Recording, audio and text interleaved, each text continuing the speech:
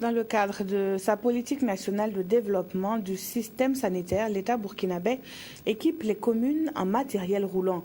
Celles de Faramana et de Fort, dans la province de Houé, ont reçu chacune une ambulance. Un soulagement pour ces populations à la frontière du Mali et éloignées des centres de santé de référence. Le président de l'Assemblée nationale a pris part à la cérémonie de remise de ces ambulances, Sougrinoma Ibrahim Guigma.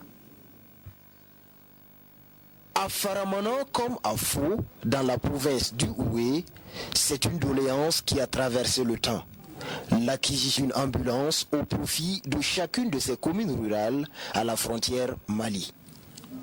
Et quand le gouvernement accède à cette requête, c'est la mobilisation des grands jours. Les fils et les filles de la région, au rang desquels le président de l'Assemblée nationale, sont venus être témoins de la liesse des populations locales en présence d'une forte délégation des autorités du pays voisin.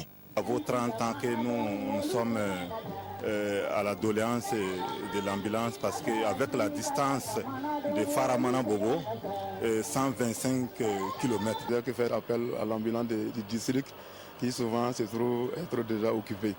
Donc ça faisait que nous avions beaucoup de pertes en vie humaine par manque d'infrastructures pour l'évacuation de nos malades. Les populations locales soulagées, c'est une épine de moins au pied des autorités administratives et sanitaires de la région. Ces deux ambulances qui viennent vraiment point nommé pour permettre d'améliorer les conditions de prise en charge des malades à travers les références d'un centre de santé moins spécialisé vers un centre de santé plus spécialisé.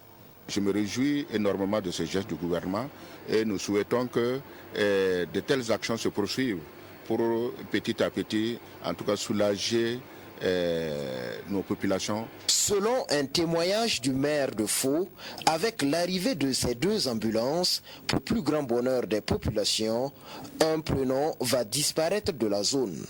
Il s'agit de Woutoro, traduit en français charrette. Pour petite histoire, il arrive en effet fréquemment qu'on donne ce prénom aux enfants nés dans une charrette faute d'ambulance pendant l'évacuation sanitaire de la parturiente.